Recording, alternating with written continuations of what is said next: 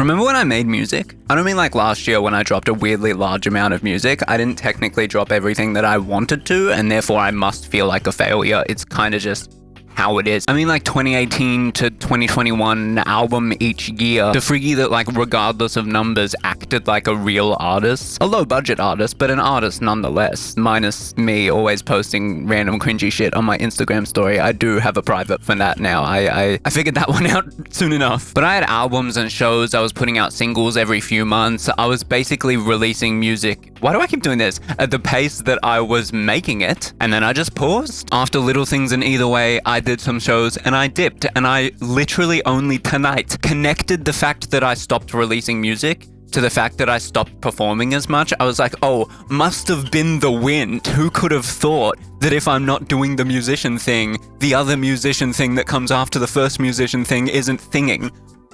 But at the time I was in uni for music, I didn't notice myself being any less busy. I was on tour with the uni band and shit. We was chilling. I was chilling. I was ballin'. That's the year of my life. I had paused releasing music because my uni friends became my audience. I even had some personal shit lead me to making like this super big, ambitious concept album situation. And I would sit in the car given to me by the grandparent that inspired the album and play the music to people that I loved. And that fulfilled me as an artist. I was good. That's fantastic. No complaints. Alright, hard fast forward. I finished Desert Fever in like late 2024 after seeing Uluru because, you know, the desert is just, it's gonna hit like that. It's gonna hit like that. I thought when I made Desert Fever, not only is this the best thing I've made thus far in my time as an artist, but if it remains the best thing I ever make and I die with that at the top of my creative endeavors, I'm good. I'm happy. It is worth mentioning that I was like really mentally unwell at the time.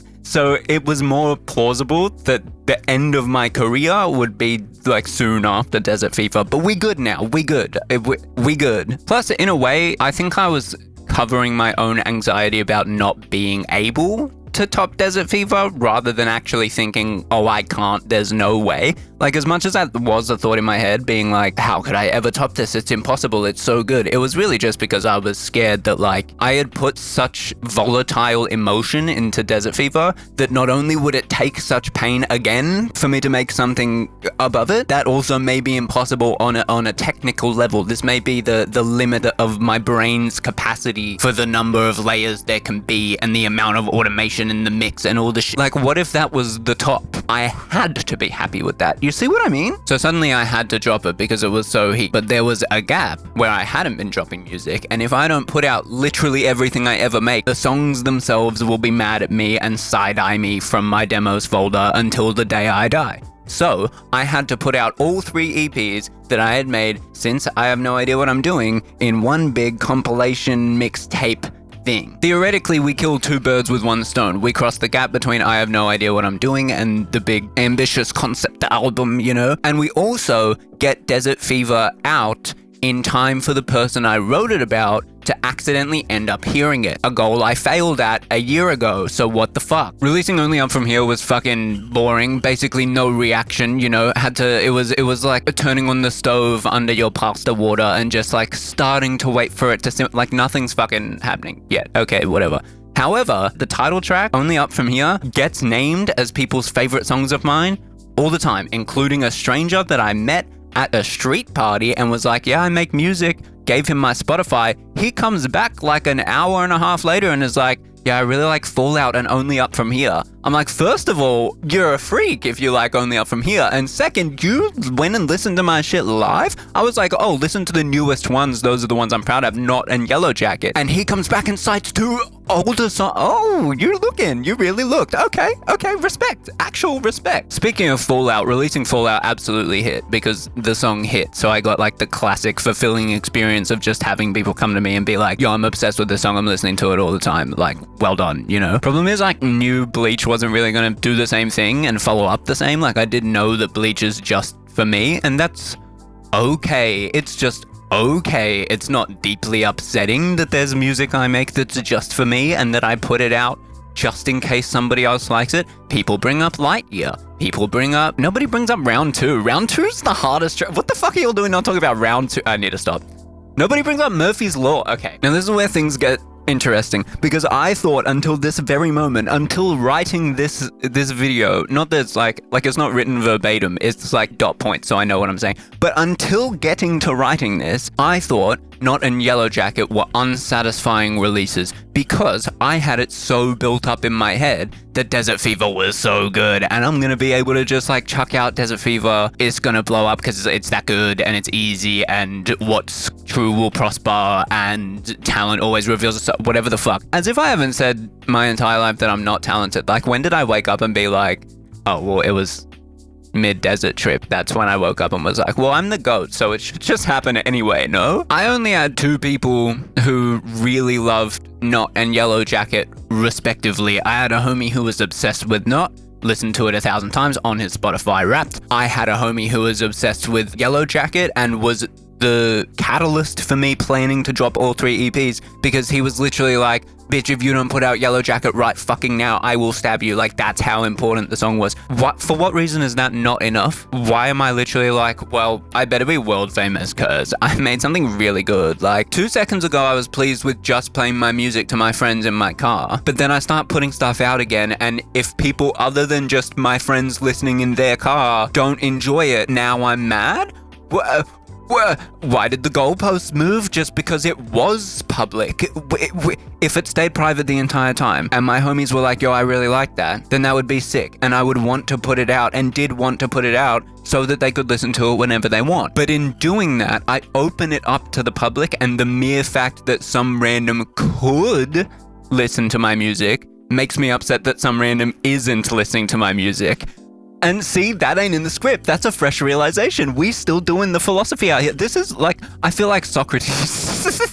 I said this to my dad this morning. This is half a joke, obviously. But I literally feel like Socrates. The way, bro, philosophers back in the day, they used to think about shit and then write it down. That's what I do these days. I think about shit and then I write it down. I finally started writing it down. It looked like I'm doing therapy, but it's just me out here. It's just me. I've learned recently from a situation that had me so cooked up that it gave me what is now my best and most disgustingly personal project. The previous one is still the most ambitious. This one's not the most ambitious. It's just the most like, god damn, bro, did we even need to know all that? I've learned from that the lesson that I was supposed to learn when I was writing Desert Fever, which is to not focus so much on the specifics and take happiness from wherever it may come. Stop fighting it. And so, to apply that theory to everything equally, I need to relinquish my nostalgia for releasing a song and then being on stage 2 days later, and my ego that still tells me to take everything so seriously as if I was ever going to, and start cutting tracks from my albums and only put out singles until something clicks, and then make money through the pain and suffering and pour it all into Instagram ads. In a way, I have to give in to my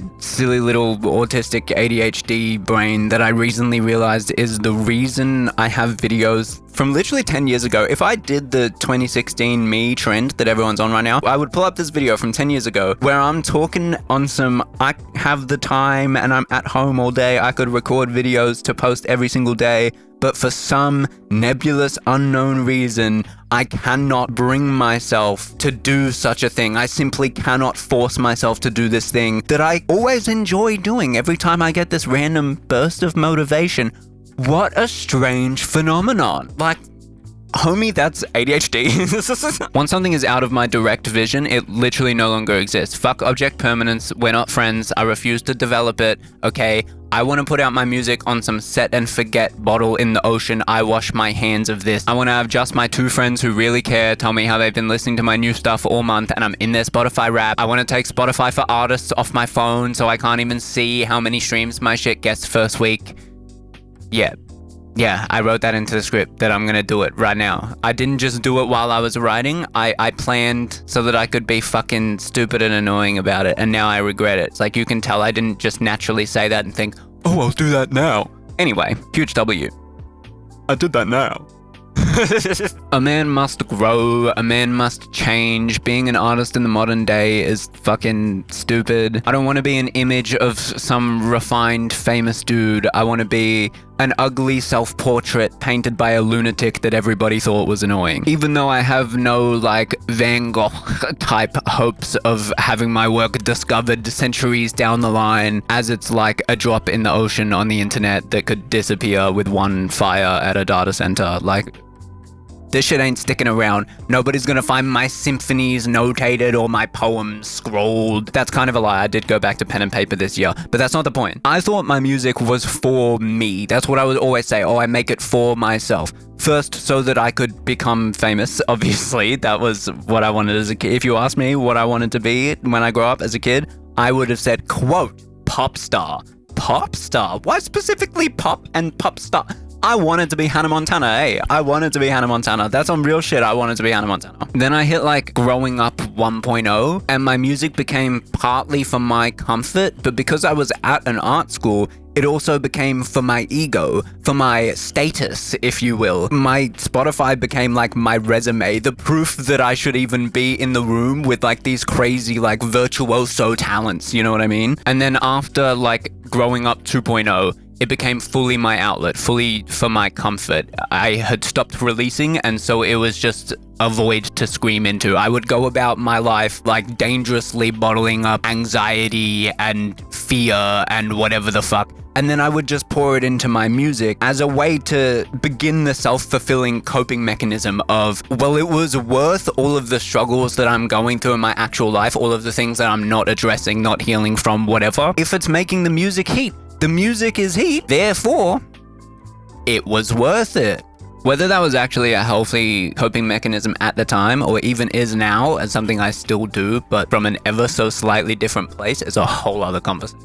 I'm not. That's going on tomorrow's thinking list, okay? Recently, a lot of things have changed rapidly. If you were an idiot, that's me. You could even call it growing up 3.0. Yeah, I wrote that bit too. Oh, we got 3. Okay, rule of thirds.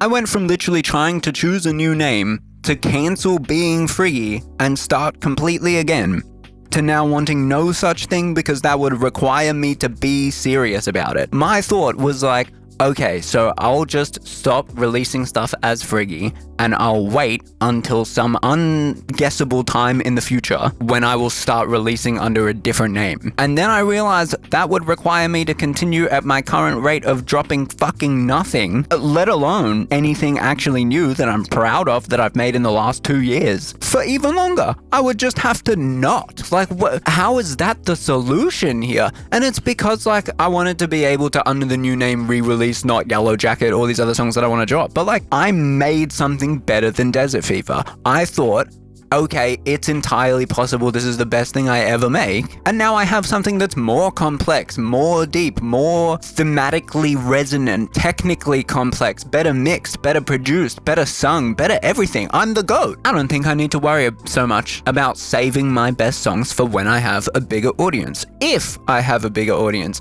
That's kinda fucking stupid, considering my best songs are permanently in the future. My camera died, don't ever mention it to me, I'm so upset. I'm gonna be upset forever. I never heal from anything. Okay, that was too... I have accepted that I know nothing of what I want, nor can I predict anyone's reaction to literally any situation. The universe plays its games and I'm just watching from behind the couch. Yet it keeps throwing things at me that will and literally have made me happy, and all I can focus on is the one thing that I'm not getting. Is that enough vague parallels to a real life situation that I like cannot physically explain outside of theatrically veiled music that'll come out one day? All this to say, I'm creating more than ever. The product is better than ever. I just looked at the screen way too obviously. My understanding of the purpose of life itself and what I want to do and what my goal is has updated for the first time since I stole my friend's answer in year 8. And if I want my life... Did I just fake think? That's crazy.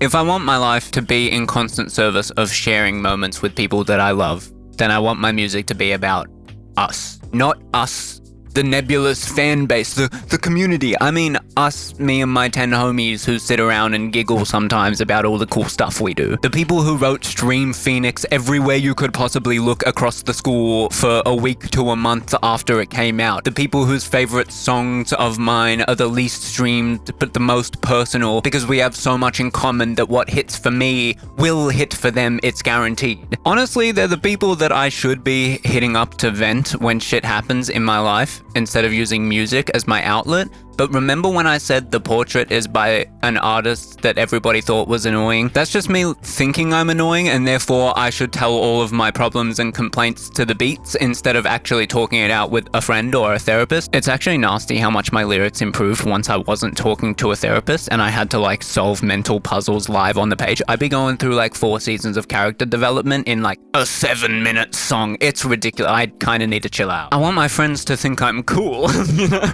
I want us all to sit around and talk about how cool I am. Is that what this just boiled down to? Maybe, but that's also going on tomorrow's list. I'm a professional, like I told you. That's out of my purview for now. Tomorrow, he says it at 6:01. In the script, I wrote 5:30. That was my generous guess. I was like, oh, I should be recording this part of the video at 5 a.m., but I'll put in 5:30 in case. It is 6:01. Where does the time go? Copyright strike dead. I'm just gonna like resume dropping my old stuff as fast as I can to catch up to like the present day stuff that I'm making. No promo, no bullshit, no stakes, just beats for the homies to listen to on their way to work. I once joked that I wanted that first big ambitious concept album to be released to 0 monthly listeners. I was gonna let my shit completely die and then drop it to 0 people. I will now allow 4 monthly listeners, and those 4 monthly listeners will eat well until that album comes out. Merry Christmas. It's January. It's February. It is literally February 1st. Well done, Jai. Did I say that right? I have to run it back, don't I? Fuck.